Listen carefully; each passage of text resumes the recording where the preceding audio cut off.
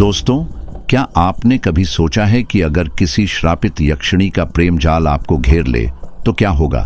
क्या वह सच में प्रेम करती है यक्षिणी, या फिर यह सब एक भयानक छलावा है? यह कहानी आपको एक ऐसे रहस्य से रूबरू कराएगी जहां प्रेम और भय की सीमाएं धुंधली हो जाती है। लेकिन सावधान रहें, क्योंकि जो इस कहानी को सुनता है वह खुद इस श्राप का हिस्सा बन सकता है। तो चलिए इस खौफनाक सफर की शुरुआत करते हैं। उससे पहले मैं आपको बता दूं कि कहानी अच्छी लगे तो वीडियो को लाइक करें और हमारे चैनल को सब्सक्राइब करें। तो कहानी की शुरुआत होती है एक रहस्यमयी जंगल से, जो घने पेड़ों और अंधेरे रहस्यों से भरा हुआ था। इस जंगल के बीचों बीच एक पुराना मंदिर खड़ा था, जो अब खंडहर बन चुका था। कहा जाता था कि यह मंदिर कभी किसी शक्तिशाली यक्षिणी का वास था, जो प्रेम और संभोग की भूखी थी। लेकिन प्रेम में विश्वासघात ने उसे श्रापित कर दिया था। अब वह हर पूर्णिमा की रात एक नए शिकार की तलाश में भटकती थी। अमरेश एक साहसी युवक था, जिसे रहस्यमयी कहानियों में बहुत दिलचस्पी थी। उसने इस यक्षिणी के बारे में सुना था और तय किया कि वह इस मंदिर में जाकर इसका सच जानेगा। गांव वालों ने उसे बहुत रोका, पर उसकी जिज्ञासा उसे रोकने नहीं दी। वह अकेले ही उस मंदिर की ओर निकल पड़ा। रास्ता बेहद डरावना था।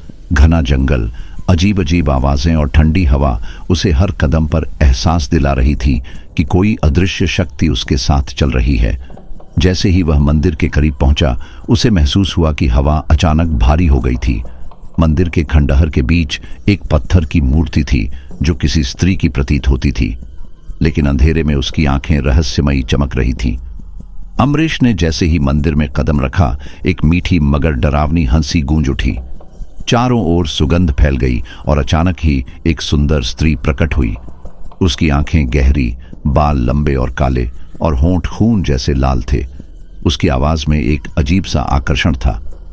मैं तुम्हारी प्रतीक्षा कर रही थी, अमरेश। अमरेश चौंक गया।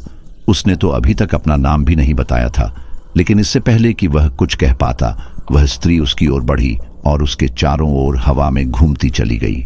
उसका स्पर्श किसी नरम रेशम की तरह था, लेकिन उसकी आंखों में कुछ अजीब सा था, एक भूख, एक तड़प। तुम कौन हो? अमरेश ने हिम्मत करके पूछा।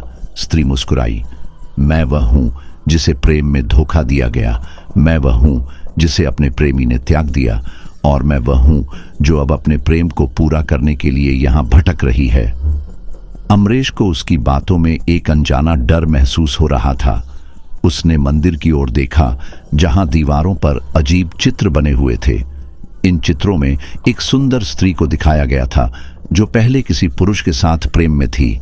फिर उसे एक शाप मिलता है और वह एक भयंकर रूप में बदल जाती है। तुम यक्षिणी हो? स्त्री हंसी। उसकी हंसी हवा में गूंज गई। हाँ, मैं वही श्रापित यक्षिणी हूं। लेकिन मैं श्रापित क्यों हुई, यह तुम नहीं समझोगे। अमरेश का कलेजा धड़क उठा। उसे महसूस हुआ कि वह गलत जगह आ गया है। उसने पीछे हटने की कोशिश की, लेकिन उसके पैर जैसे जमीन से चिपक गए थे।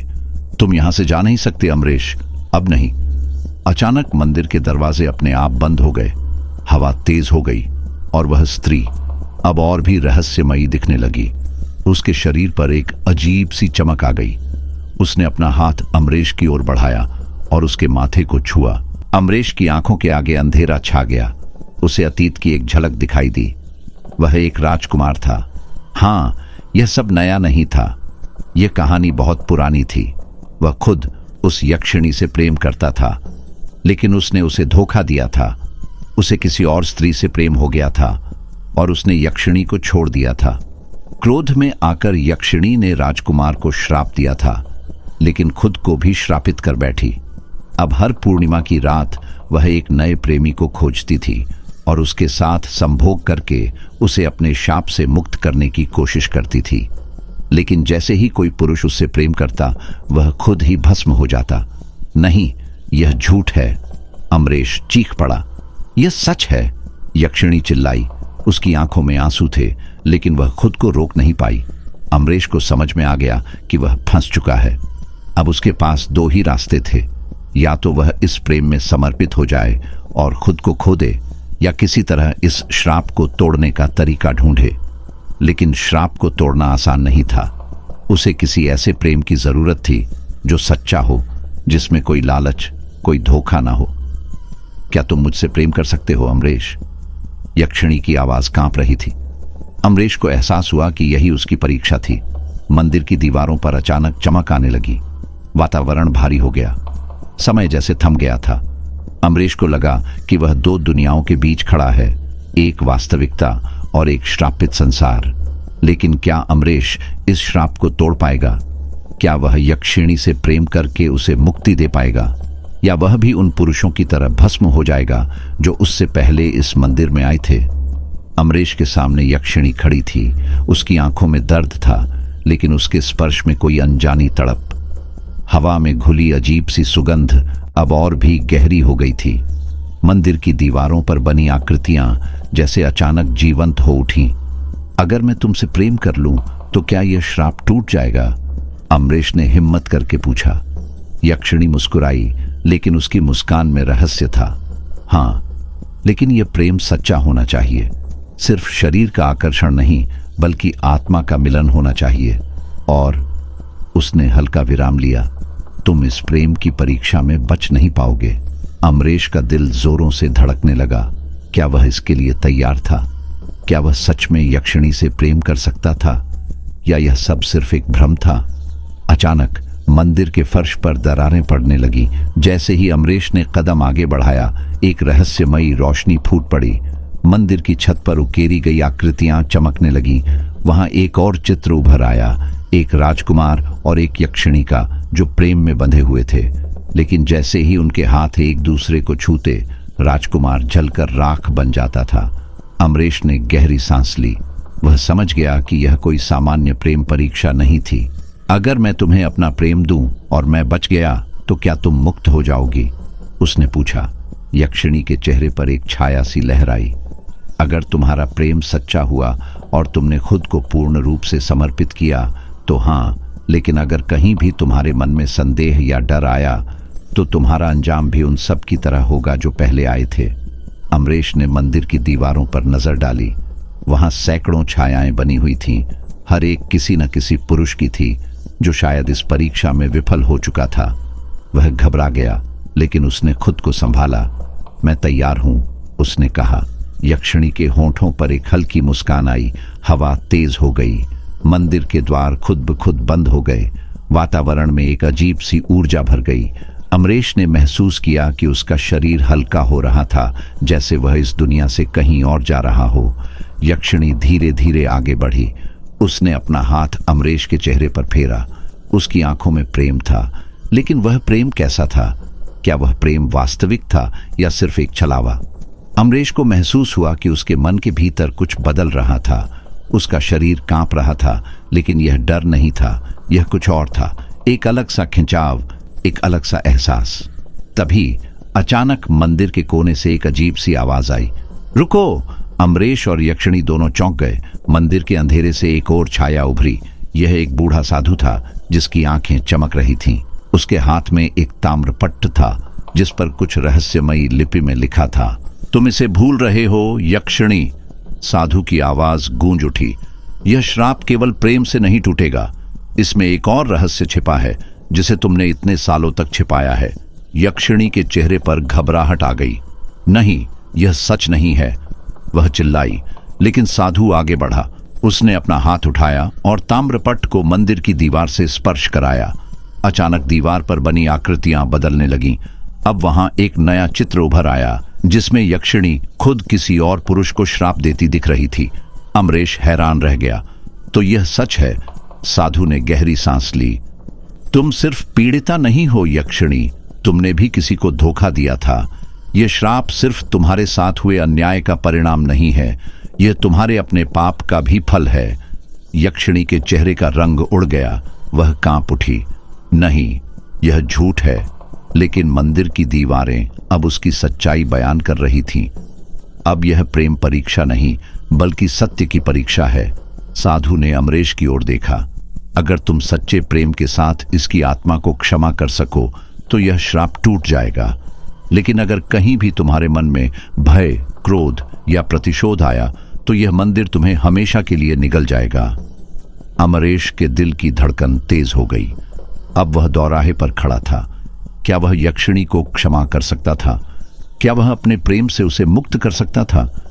लेकिन क्या यह इतना आसान था? मंदिर की दीवारों पर उभरी छवियां जैसे जीवंत हो उठी। हवा में कोई अजीब सा कंपन था, जैसे कोई अदृश्य शक्ति वहां जाग चुकी हो। यक्षिणी की आंखों में घबराहट थी, जैसे वह इस रहस्य को दबाए रखना चाहती थी। लेकिन अब सच सामने आ चुका था। अमरेश के मन में हलचल मच गई। वह सोचने लगा, क्या वह यक्षिणी को सच में क्षमा कर सकता था? क्या प्रेम इतना शक्तिशाली हो सकता था कि श्राप को मिटा सके? लेकिन वह यह भी समझ चुका था कि यहाँ केवल प्रेम की परीक्षा नहीं थी, बल्कि आत्मा की परीक्षा थी। साधु ने धीरे से आगे बढ़कर अमरेश के कंधे पर हाथ रखा। युवक, यह केवल तुम्हारी इच्छा पर निर्भर नहीं करता। यह यक्षिणी खुद को मुक्त करना चाहती है या नहीं, यह भी मायने रखता है। अमरेश ने यक्षिणी की ओर देखा।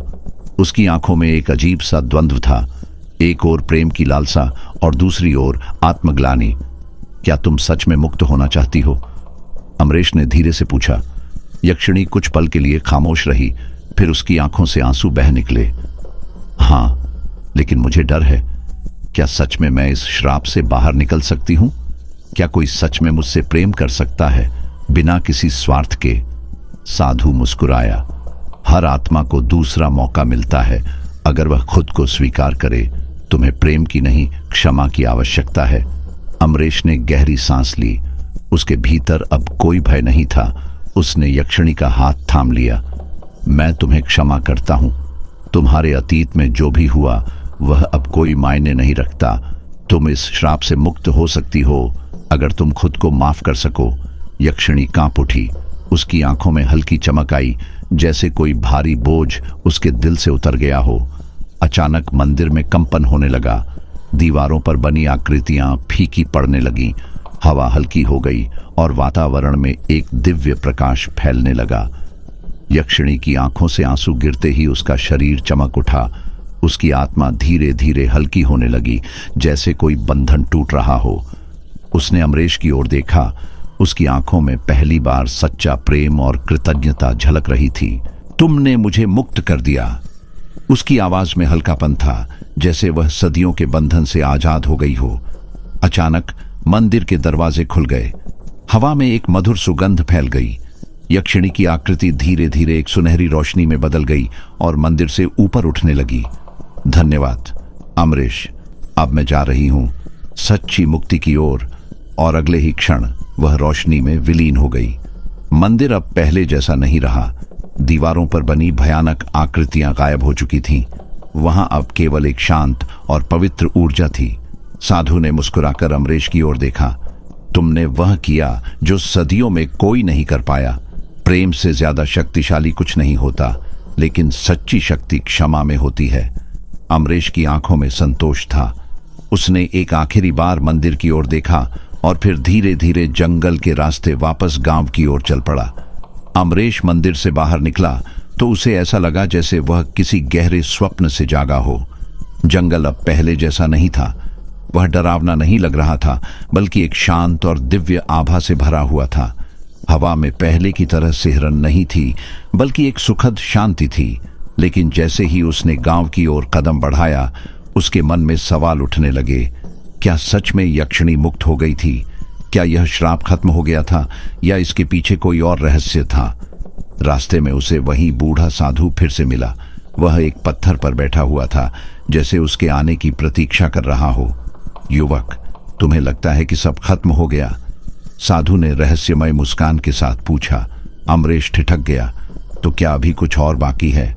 साधु ने गहरी सांस ली। यक्षिणी मुक्त हो गई, लेकिन तुम्हारे भीतर एक प्रश्न बाकी रह गया है ना? अमरेश के मन में हलचल मच गई। सचमुच उसके भीतर एक सवाल रह गया था। जब यक्षिणी गायब हुई तो वह रोशनी में विलीन हो गई थी, लेकिन उसकी आत्मा सच में कहां गई? साधु ने धीरे से अपनी झोली से एक पुराना ताम्रपत्र निकाला और उसे अमरेश के सामने रख दिया। यह तुम्हारे लिए है। अमरेश ने कांपते हाथों से ताम्रपत्र उठाया। उस पर एक अजीब सी भाषा में कुछ लिखा था, लेकिन जैसे ही उसने ध्यान से देखा, अक्षर खुद ब खुद स्पष्ट होने लगे। जो मुक्त हुआ वह लौट भी सकता है, जो प्रेम में था वह फिर प्रेम में पड़ेगा, लेकिन हर श्राप का अंत एक नए रहस्य की शुरुआत होता है। अमरेश के हाथ से ताम्रपत्र गिर गया। मतलब यक्षिणी लौट सकती है। साधु ने धीरे से सिर हिलाया। अगर वह वापस आना चाहे या अगर उसे वापस बुलाया जाए। अमरेश के मन में एक अजीब सा डर पैदा हुआ। अगर यक्षिणी लौट आई तो क्या वह फिर से श्रापित होगी? क्या वह प्रेम के नाम पर फिर से एक दुष्चक्र में फंस जाएगी? लेकिन उससे भी बड़ा सवाल यह था, क्या अमरेश खुद उसे वापस बुलाना चाहता था? गहरी रात हो चुकी थी। जंगल में फिर से हलचल होने लगी थी। अमरेश के सामने दो रास्ते थे। एक गांव की ओर जाता था, जहां उसकी पुरानी दुनिया थी, और दूसरा मंदिर की ओर वापस, जहां एक अधूरी कथा अभी भी हवा में तैर रही थी। क्या वह वापस जाएगा? क्या वह फिर से यक्षिणी से मिलेगा, या यह सब एक छलावा था? अचानक हवा में एक जानी पहचानी सुगंध फैलने लगी। वही सुगंध जो पहली बार मंदिर में महसूस हुई थी। अमरेश के कदम अनायास ही ठिठक गए। हवा में गूंजती वह सुगंध एक रहस्यमय संकेत थी, मानो कोई अदृश्य शक्ति उसे पुकार रही हो। उसने आसपास नजर दौड़ाई, लेकिन चारों ओर घना अंधकार था। साधु अब भी अपनी जगह स्थिर बैठा था, लेकिन उसकी आंखों में एक अजीब सा तेज था। युवक, यह सुगंध तुम्हें बुला रही है। तुम क्या सोचते हो यक्षिणी मुक्त हो गई? अमरेश की धड़कन तेज हो गई। मैंने तो उसे मुक्ति दिला दी थी, फिर यह क्या है? साधु ने गहरी सांस ली। कभी कभी प्रेम और श्राप इतनी गहराई से जुड़े होते हैं कि एक के बिना दूसरा अधूरा रह जाता है। तुमने यक्षिणी को क्षमा किया, लेकिन क्या उसने खुद को क्षमा किया? अमरेश चौंक उठा। वह सोचने लगा, यक्षिणी ने जाते समय उसे धन्यवाद दिया था, लेकिन क्या वह सच में मुक्त होना चाहती थी, या वह सिर्फ भागने की कोशिश कर रही थी? उसके मन में एक बेचैनी उठी। सामने दो रास्ते थे, एक सीधा गांव की ओर, जहां वह फिर से अपने पुराने जीवन में लौट सकता था, और दूसरा वापस मंदिर की ओर, जहां रहस्य अभी भी जीवित था। वह किस ओर जाएगा? अचानक पेड़ों के बीच एक छाया हिली। अमरेश ने अपनी सांस रोक ली। अमरेश! एक धीमी लेकिन जानी पहचानी आवाज हवा में तैर गई। यह यक्षिणी की ही आवाज थी, लेकिन वह तो मुक्त हो चुकी थी। फिर अमरेश ने धीरे धीरे मंदिर की ओर कदम बढ़ाए। हर कदम के साथ हवा भारी होती गई। पेड़ों के बीच से कुछ हलचल होने लगी, जैसे कोई छुपा हुआ सच सामने आने को तैयार हो। आखिरकार वह मंदिर के दरवाजे तक पहुंच गया। लेकिन यह क्या? मंदिर के अंदर की दीवारों पर फिर से वही आकृतियां उभर रही थीं, जिन्हें यक्षिणी की मुक्ति के बाद मिट जाना चाहिए था। और सबसे बड़ा झटका उसे तब लगा जब उसने देखा, मंदिर के बीचों बीच, जहां पहले कोई नहीं था, वहां अब यक्षिणी खड़ी थी। लेकिन इस बार उसका रूप बदला हुआ था। उसकी आंखें लाल थीं, उसके होठों पर एक अजीब सी मुस्कान थी, और उसके चारों ओर एक रहस्यमय आभा थी। तुम लौट आए, यक्षिणी ने धीमे स्वर में कहा। अमरेश को समझ नहीं आया कि यह सपना है, भ्रम है, या कोई नई साजिश। लेकिन तुम तो मुक्त हो गई थी। अमरेश की आवाज कांप रही थी। यक्षिणी ने उसकी ओर बढ़ते हुए कहा, हाँ, मैं मुक्त हुई थी, लेकिन तुमने मुझे फिर से बुला लिया अमरेश। हाँ, प्रेम कभी अधूरा नहीं रहता, और कभी कभी कोई आत्मा इतनी तड़पती है कि वह मुक्ति के बाद भी लौट आती है। अमरेश का गला सूखने लगा।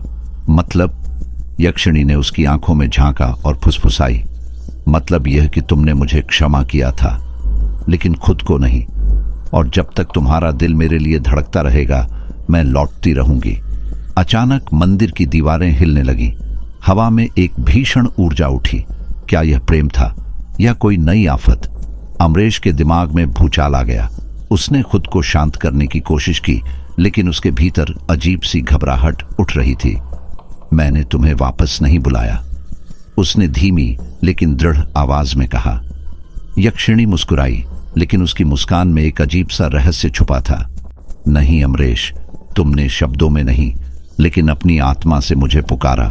तुम्हारा मन अब भी मेरे बगैर अधूरा महसूस कर रहा था, और यही अधूरापन मुझे यहां खींच लाया। अमरेश ने पीछे हटने की कोशिश की, लेकिन जैसे ही उसने एक कदम पीछे रखा, पूरा मंदिर एक झटके से हिल उठा। अब तुम वापस नहीं जा सकते अमरेश, यक्षिणी की आवाज गहरी और गूंजती हुई थी। मंदिर का दरवाजा अपने आप बंद हो गया। हवा और भारी हो गई, जैसे कोई अदृश्य शक्ति पूरे वातावरण को नियंत्रित कर रही हो। क्या तुम फिर से मुझे श्रापित करना चाहती हो? अमरीश ने अपनी घबराहट पर काबू पाते हुए कहा। यक्षिणी कुछ देर तक उसे देखती रही, फिर उसकी आंखों में पानी आ गया। नहीं अमरीश, मैं तुम्हें श्राप देना नहीं चाहती, लेकिन मैं यहां अकेले नहीं रह सकती। मैं चाहती हूं कि तुम भी मेरे साथ रहो, सदा के लिए। अमरीश का दिल जोरों से धड़कने लगा। सदा के लिए? क्या मतलब? यक्षिणी ने हाथ बढ़ाया। अगर तुम मुझसे सच में प्रेम करते हो तो इस संसार को छोड़कर मेरे साथ इस मंदिर में रहो। हम दोनों एक साथ रहेंगे, बिना किसी बंधन के। अमरीश स्तब्ध रह गया। वह यह तय नहीं कर पा रहा था कि यह एक प्रेम का प्रस्ताव था या एक दंड। उसने साहस जुटाकर कहा, लेकिन यह तो फिर से एक श्राप हुआ। प्रेम किसी को बांधता नहीं, प्रेम मुक्त करता है। अगर तुम सच में मुझसे प्रेम करती हो तो मुझे जाने दो। यक्षिणी के चेहरे पर भाव बदल गए। उसकी आंखों में प्रेम और गुस्से का अजीब सा मिश्रण था। अगर मैं तुम्हें जाने दूंगी तो तुम मुझे भूल जाओगे और मैं यह सहन नहीं कर सकती। अचानक मंदिर की दीवारों पर बंधे पुराने शिलालेख चमकने लगे। उनमें से कुछ अक्षर खुद ब खुद हवा में तैरने लगे। साधु की भविष्यवाणी सच हो रही थी। जो मुक्त हुआ वह लौट भी सकता है, जो प्रेम में था वह फिर प्रेम में पड़ेगा। अमरीश को समझ में आने लगा कि यह सिर्फ यक्षिणी का प्रेम नहीं, बल्कि उसकी आत्मा की बेचैनी थी। मैं तुम्हें कभी नहीं भूल सकता, लेकिन तुम्हें खुद को मुक्त करना होगा, मुझे नहीं। यक्षिणी की आंखों से आंसू बहने लगे। पूरे मंदिर में अजीब सा कंपन हुआ। जैसे ही अमरीश ने एक आखिरी बार यक्षिणी की ओर देखा, उसके चारों ओर एक हल्की चमक फैलने लगी। नहीं, मैं तुम्हें जाने नहीं दूंगी। अचानक हवा में जोर की गूंज हुई और चारों ओर घना अंधेरा छा गया। अमरीश ने महसूस किया कि जमीन उसके पैरों के नीचे से खिसक रही है। अमरीश के चारों ओर सब कुछ घूमने लगा। हवा भारी होती जा रही थी और यक्षिणी की आंखों में कुछ ऐसा था जिसे समझना मुश्किल था। प्रेम, पीड़ा और शायद जुनून। मंदिर की दीवारें अचानक जीवित हो उठीं। उन पर बनी आकृतियां चमकने लगीं, जैसे कोई प्राचीन शक्ति जाग रही हो। जमीन के नीचे से हल्की कंपन उठी, मानो मंदिर की आत्मा भी इस घटनाक्रम का साक्षी बन रही हो। अमरीश, तुम नहीं जा सकते। यक्षिणी की आवाज में एक कंपी थी, लेकिन साथ ही एक अजीब सा दृढ़ निश्चय भी। वह धीरे धीरे हवा में ऊपर उठने लगी। उसकी आंखों की चमक बढ़ती जा रही थी और उसके बाल हवा में उड़ रहे थे, मानो किसी अनदेखी शक्ति ने उसे जकड़ लिया हो। अमरीश अब तक समझ चुका था कि यह कोई साधारण घटना नहीं थी। यह सिर्फ एक आत्मा की मृगमरीचिका नहीं थी, बल्कि कोई गहरा रहस्य था जो अब पूरी तरह खुलने को था। तुम मुझसे प्रेम करती हो, फिर भी मुझे रोक रही हो। यक्षिणी के चेहरे पर एक हल्की मुस्कान आई, लेकिन उसकी आंखों में आंसू थे। तुम नहीं समझोगे अमरीश, मैं मुक्त होना चाहती थी, लेकिन मेरा श्राप केवल मुक्ति से नहीं टूटता, वह प्रेम के साथ बंधा हुआ है। जब तक कोई मेरे साथ इस बंधन को नहीं स्वीकारता, मैं बार बार इस मंदिर में लौटने के लिए मजबूर रहूंगी। अमरीश के मन में हलचल मच गई। इसका मतलब यह था कि यक्षिणी सच में मुक्त नहीं हुई थी। तो तुम्हें किस चीज से मुक्ति चाहिए? यक्षिणी ने गहरी सांस ली। उसकी आंखों में एक रहस्यमय चमक थी। मुझे प्रेम से मुक्ति चाहिए या फिर तुम्हारा पूर्ण समर्पण। अमरीश को एक पल के लिए ऐसा लगा जैसे वह किसी अजीब दुविधा में फंस गया हो।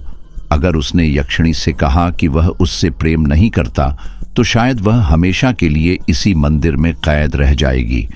लेकिन अगर उसने उसे स्वीकार कर लिया, तो शायद उसे भी इस संसार से विदा लेना पड़ेगा। यह प्रेम नहीं है, यह एक परीक्षा है। अचानक मंदिर के बीचों बीच एक रहस्यमयी द्वार प्रकट हुआ। यक्षिणी ने ठंडी आवाज में कहा, अगर तुम सच में मुझे मुक्त करना चाहते हो तो इस द्वार से गुजर जाओ, लेकिन याद रखना, इसके बाद तुम्हारा जीवन पहले जैसा नहीं रहेगा। अमरीश ने द्वार की ओर देखा। उसके भीतर अंधकार था, लेकिन कहीं न कहीं से एक हल्की रोशनी भी आ रही थी। क्या वह इस द्वार से गुजरेगा या फिर हमेशा के लिए यक्षिणी के साथ इसी मंदिर में फंस जाएगा? मंदिर की दीवारें हिलने लगीं। निर्णय लेने का समय आ गया था। अमरेश के दिल की धड़कनें तेज हो गईं। मंदिर के बीचों बीच खुला रहस्यमयी द्वार रह रहकर धधकने लगा, मानो किसी दूसरी दुनिया का रास्ता खुल गया हो। यक्षिणी की आंखें उस द्वार पर टिकी थीं, लेकिन उसकी देह कांप रही थी। तुम क्या सोच रहे हो अमरेश? उसकी आवाज किसी साए की तरह उसके कानों में गूंज रही थी। अमरेश द्वार की ओर बढ़ा, लेकिन जैसे ही उसने पहला कदम रखा, मंदिर की जमीन दरारों में बदलने लगी। रुको! यक्षिणी अचानक आगे बढ़ी और उसने अमरेश का हाथ पकड़ लिया। उसकी पकड़ नरम थी, लेकिन उसमें एक अनकही मजबूरी थी। मैं तुम्हें जाने नहीं दूंगी। अमरेश ने उसकी आंखों में देखा। वहां दर्द था, पीड़ा थी और एक ऐसा प्रेम जो सिर्फ मृत्यु तक सीमित नहीं था, बल्कि उससे भी आगे जा सकता था। यक्षिणी, अगर तुम सच में मुझसे प्रेम करती हो तो मुझे जाने दो। नहीं, अगर तुम चले गए तो मैं फिर से अकेली रह जाऊंगी। ये श्राप कभी नहीं टूटेगा। मैं हर युग में भटकती रहूंगी, बिना किसी संग, बिना किसी प्रेम के। अचानक मंदिर के अंदर हलचल बढ़ गई। द्वार से उठती रोशनी अब और तेज हो गई थी। हवा में एक अजीब सा कंपन था और तभी मंदिर के दरवाजे पर वही साधु आ खड़ा हुआ। बस करो यक्षिणी! साधु की आवाज मंदिर की दीवारों से टकराकर गूंज उठी। यक्षिणी ने चौंक कर उसकी ओर देखा। तुम्हारा श्राप तभी टूटेगा जब तुम प्रेम को छोड़ दोगी, न कि जब तुम किसी को अपने साथ बांध लोगी।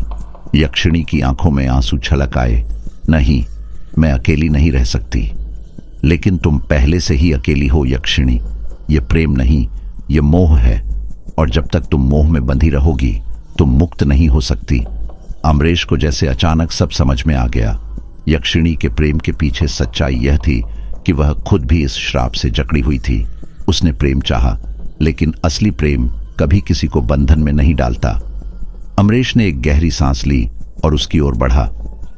यक्षिणी, अगर तुम सच में प्रेम करना चाहती हो तो मुझे मुक्त करो, अपने मोह से, अपने श्राप से, और खुद को भी मुक्त करो। यक्षिणी के हाथ कांपने लगे, उसकी आंखों से आंसू बहने लगे। लेकिन मैं नहीं जानती कि यह कैसे करना है। साधु आगे बढ़े और मंत्र पढ़ने लगे। मंदिर की दीवारों पर बनी आकृतियां चमक उठीं, हवाएं और तेज हो गईं। अचानक यक्षिणी की देह हल्की पड़ने लगी। अमरेश! उसकी आवाज धीमी पड़ने लगी। अमरेश ने उसकी ओर हाथ बढ़ाया, लेकिन वह धीरे धीरे हवा में विलीन होने लगी। मुझे माफ करना, शायद यही सच था। मुझे जाना होगा। और फिर एक जोरदार चमक के साथ यक्षिणी गायब हो गई। मंदिर के द्वार बंद हो गए, हवाएं थम गईं, सब कुछ शांत हो गया। अमरेश ने गहरी सांस ली। वह समझ चुका था कि सच्चा प्रेम कभी किसी को जकड़ता नहीं, बल्कि उसे मुक्त करता है। साधु मुस्कुराए। अब यह मंदिर भी मुक्त हो गया और तुम भी। अमरेश ने एक बार फिर मंदिर की ओर देखा। वहां अब कोई यक्षिणी नहीं थी, न ही कोई रहस्य। वह धीरे धीरे मंदिर से बाहर निकलने लगा, लेकिन जैसे ही उसने जंगल की सीमा पार की, उसे ऐसा महसूस हुआ मानो किसी ने हल्की सी फुसफुसाहट की हो। मैं हमेशा तुम्हारे साथ रहूंगी। क्या यह सिर्फ उसका भ्रम था, या फिर यक्षिणी की आत्मा सच में कहीं न कहीं थी? अमरेश मंदिर से बाहर आ गया, लेकिन उसका मन भारी था। जंगल की सघन छाया में चलते हुए उसे ऐसा महसूस हुआ मानो कोई छाया उसके साथ साथ चल रही हो। हर पत्ते की सरसराहट, हर हवा का झोंका उसे यक्षिणी की याद दिला रहा था। जैसे ही उसने मंदिर की सीमा पार की, हवा अचानक ठंडी हो गई। उसकी सांसें तेज चलने लगीं। मैं हमेशा तुम्हारे साथ रहूंगी। यक्षिणी की वह अंतिम फुसफुसाहट अब भी उसके कानों में गूंज रही थी, लेकिन यह सिर्फ एक भ्रम था या सच में कुछ था, यह समझना मुश्किल था। गांव वापस लौटते हुए उसे अजीब महसूस हो रहा था। वहां की गलियां, लोग, सब कुछ सामान्य था, लेकिन फिर भी कुछ अलग था। जब वह अपने घर पहुंचा तो मां ने उसे देखकर राहत की सांस ली। कहां था तू बेटा? पूरा गांव तुझे ढूंढ रहा था। अमरेश ने कुछ कहना चाहा, लेकिन उसके गले से आवाज नहीं निकली।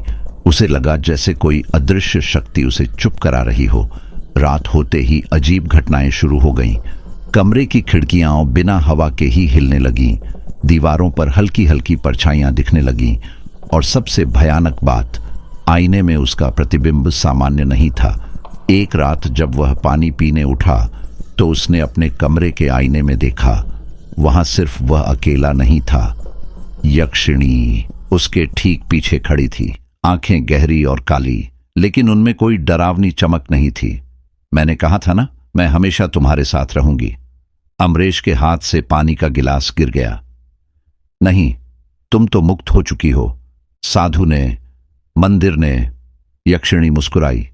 हां, मैं मुक्त हो गई, मंदिर के श्राप से, लेकिन एक नया बंधन बन चुका है अमरेश। अब तुम ही मेरे प्रेम के बंधन में बंध चुके हो। अचानक हवा तेज हो गई। कमरे का दरवाजा खुद ब खुद बंद हो गया। दीवारों पर छायाएं नाचने लगी। अमरेश को एहसास हुआ यक्षिणी का श्राप खत्म नहीं हुआ, बल्कि वह अब उसके साथ जुड़ गया था। अब वह जहां भी जाएगा यक्षिणी उसके साथ होगी। लेकिन यह प्रेम था या फिर एक और अभिशाप? अमरेश के पास अब कोई रास्ता नहीं था। उसे इस रहस्य से जूझना था। अमरेश का शरीर ठंडा पड़ गया। उसके चारों ओर हवा में कंपन था, जैसे समय खुद स्थिर हो गया हो। आईने में यक्षिणी अब स्पष्ट दिख रही थी। उसकी आंखों में एक रहस्यमय चमक थी, न पूरी तरह प्रेम, न पूरी तरह भय। तुम अब भी यहां हो? अमरेश की आवाज कांप रही थी। यक्षिणी मुस्कुराई, लेकिन इस बार उसकी मुस्कान में कुछ था जो अमरेश को असहज कर रहा था। मैंने कहा था ना, प्रेम का बंधन इतना आसान नहीं होता अमरेश। जब तुमने मुझे मुक्त किया तब तुमने अनजाने में मेरी आत्मा को अपने साथ बांध लिया। नहीं, ऐसा नहीं हो सकता। तुम मुक्त हो चुकी हो। यक्षिणी धीरे धीरे आईने से बाहर आती दिखी। उसकी पारदर्शी परछाई कमरे में फैल गई और ठंडक बढ़ गई। हां, मंदिर से, लेकिन अब मैं तुम्हारी दुनिया में हूं और तुमसे जुड़ चुकी हूं। अमरेश ने घबराकर पीछे हटना चाहा, लेकिन उसके पैर जमीन से चिपक गए थे। हवा अचानक तेज हो गई और कमरे के चारों ओर अनजानी सरसराहट गूंजने लगी। क्या तुम मुझसे डरते हो अमरेश? यक्षिणी की आवाज में एक हल्की चुनौती थी। अमरेश ने हिम्मत जुटाई। अगर तुम सच में मुझसे प्रेम करती हो तो मुझे छोड़ क्यों नहीं देती? यक्षिणी की आंखों में एक अजीब दर्द उभर आया, क्योंकि प्रेम कभी अकेला नहीं रहता, और अब तुम मेरे साथ हो। उसकी आवाज में कुछ ऐसा था जिसने अमरेश के मन को विचलित कर दिया। यह प्रेम था या बंधन? क्या वह अब कभी स्वतंत्र हो पाएगा? रातें बीतने लगीं, लेकिन यक्षिणी की छाया हर जगह मौजूद थी। कभी आईने में, कभी खिड़की के बाहर, कभी उसके सपनों में। वह उसे महसूस कर सकता था, सांसों में, छूने में, ठंडी हवाओं में। धीरे धीरे गांव वालों ने भी महसूस करना शुरू किया कि अमरेश बदल गया है। वह कम बोलने लगा। उसकी आंखों के नीचे गहरे काले घेरे पड़ गए और वह अक्सर अंधेरे में अकेले बातें करता दिखता। एक दिन जब वह गांव के पुजारी के पास गया तो पुजारी ने उसका चेहरा देखते ही माथे पर तिलक लगाया। बेटा, तुम किसी अनदेखे बंधन में बंध चुके हो। यह कोई साधारण आत्मा नहीं, यह एक प्रेम का अभिशाप है। तो क्या कोई रास्ता नहीं बचा? अमरेश की आवाज टूटी हुई थी। पुजारी ने गहरी सांस ली। अगर प्रेम सच में प्रेम है तो उसे छोड़ना होगा, लेकिन अगर यह मोह है तो इसे भंग करने के लिए बलिदान देना होगा। अमरेश के भीतर सिहरन दौड़ गई। क्या यक्षिणी सच में प्रेम कर रही थी, या यह सिर्फ मोह था जो उसे भी श्रापित करने आया था? उस रात जब वह कमरे में लौटा तो देखा यक्षिणी पहले से वहां खड़ी थी, चांद की हल्की रोशनी में चमकती हुई। तुम सच में प्रेम करती हो या सिर्फ श्राप को पूरा कर रही हो? यक्षिणी के चेहरे पर हल्का सा दर्द उभरा, लेकिन वह कुछ नहीं बोली। अगर यह प्रेम है तो तुम मुझे मुक्त कर दोगी।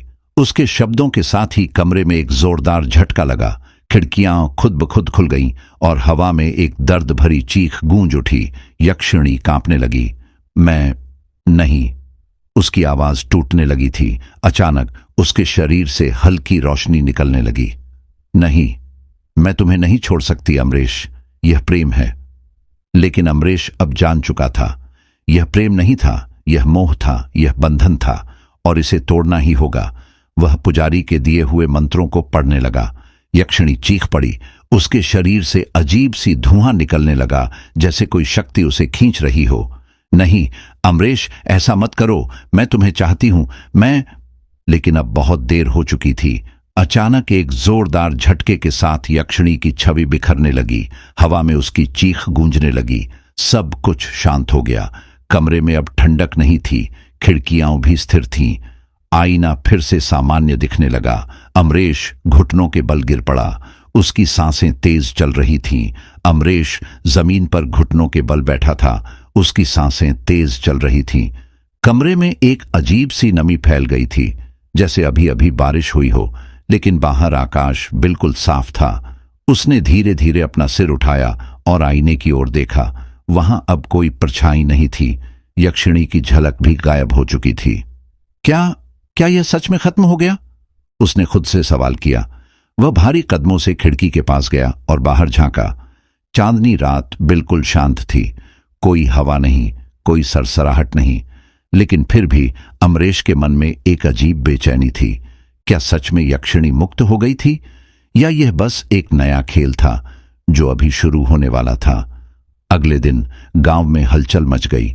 मंदिर के पास रहने वाले एक वृद्ध व्यक्ति ने बताया कि रात को उन्होंने किसी स्त्री की चीखें सुनी थीं। मंदिर की घंटियां बिना किसी कारण के बजने लगी थीं। पुजारी ने जब मंदिर में जाकर देखा तो वहां फर्श पर अजीब से जलते हुए निशान थे, मानो किसी ने आग की लपटों में पैर रखे हों। यह शुभ संकेत नहीं है, पुजारी ने कहा। कोई शक्ति अभी भी यहां मौजूद है। अमरेश को जैसे ही यह बात पता चली, उसके शरीर में ठंडक दौड़ गई। क्या यक्षिणी सच में गई थी, या वह किसी और रूप में लौटने वाली थी? रात होते ही अमरेश के कमरे में अजीब घटनाएं फिर से होने लगीं। पहले हल्की सी हवा चली, फिर खिड़कियां धीरे धीरे कांपने लगीं। तुमने सोचा कि यह इतना आसान होगा? अमरेश का पूरा शरीर जम गया। ये वही आवाज थी, यक्षिणी की, लेकिन वह तो मुक्त हो चुकी थी। तो फिर आईने की ओर देखा तो कुछ नहीं था, लेकिन जब उसने दरवाजे की ओर रुख किया तो ठंडी हवा के झोंके के साथ एक परछाई उसके ठीक सामने आ गई। यक्षिणी वहां खड़ी थी, लेकिन इस बार उसका रूप पहले से भी ज्यादा डरावना था। उसकी आंखें गहरी काली हो चुकी थीं और उसके बाल हवा में लहराने लगे थे। तुमने मुझे मुक्त किया, लेकिन क्या तुमने सोचा कि इससे सब कुछ खत्म हो जाएगा? अमरेश का गला सूख गया। मैंने तो बस तुम्हें मुक्ति देने की कोशिश की। यक्षिणी हंसी, लेकिन उसकी हंसी में एक अजीब दर्द था। मुक्ति? हाँ हाँ हाँ, तुमने सिर्फ मुझे इस श्राप के अगले चरण में धकेल दिया है, अमरेश। अचानक कमरे की दीवारें हिलने लगीं, जमीन पर दरारें पड़ने लगीं। अब यह खेल सिर्फ तुम्हारे और मेरे बीच नहीं रहा, अब यह समय के साथ बंध चुका है। अमरेश पीछे हटने लगा, लेकिन उसके पैर जमीन से चिपक गए थे। अब हम दोनों इस श्राप का हिस्सा बन चुके हैं और इससे बचने का कोई रास्ता नहीं है। अचानक एक जोरदार झटके के साथ कमरे की सभी मोमबत्तियां बुझ गईं। हर तरफ घना अंधेरा छा गया। अमरेश की आंखों के सामने घना अंधेरा छा गया। कमरे की दीवारें हिल रही थीं, जमीन कंपन कर रही थी और हवा में यक्षिणी की डरावनी हंसी गूंज रही थी। अब हम दोनों इस श्राप का हिस्सा बन चुके हैं और इससे बचने का कोई रास्ता नहीं है। अमरेश ने अपनी पूरी हिम्मत जुटाई और पुजारी द्वारा दिए गए अंतिम मंत्र का उच्चारण करने लगा। उसकी आवाज पहले कांप रही थी, लेकिन जैसे जैसे मंत्र पूरा हुआ, हवा में कंपन बढ़ने लगा। यक्षिणी अचानक चीख पड़ी। उसके शरीर से अजीब सा काला धुआं निकलने लगा। वह जमीन पर गिर पड़ी और धीरे धीरे उसकी परछाई मिटने लगी। नहीं, तुम मुझे हरा नहीं सकते। मैं लौटूंगी, मैं फिर लौटूंगी। अचानक एक जोरदार धमाका हुआ और पूरा कमरा रोशनी से भर गया। अमरेश जमीन पर गिर पड़ा। जब उसने अपनी आंखें खोलीं तो सब कुछ सामान्य था। आईना टूटा हुआ पड़ा था, खिड़कियां स्थिर थीं और हवा पूरी तरह शांत थी। यक्षिणी का श्राप खत्म हो चुका था। अमरेश ने राहत की सांस ली। उसने सोचा कि यह अंत है, लेकिन उसके मन में एक सवाल अब भी था। क्या सच में यक्षिणी हमेशा के लिए चली गई, या फिर वह कभी लौटेगी? इस सवाल का जवाब सिर्फ समय ही दे सकता था। क्या यह कहानी आपको पसंद आई? अगर हां, तो वीडियो को लाइक करें, कमेंट में अपनी राय बताएं और चैनल को सब्सक्राइब करना ना भूलें। आगे भी ऐसी ही रहस्यमयी और डरावनी कहानियों के लिए हमारे साथ जुड़े रहे।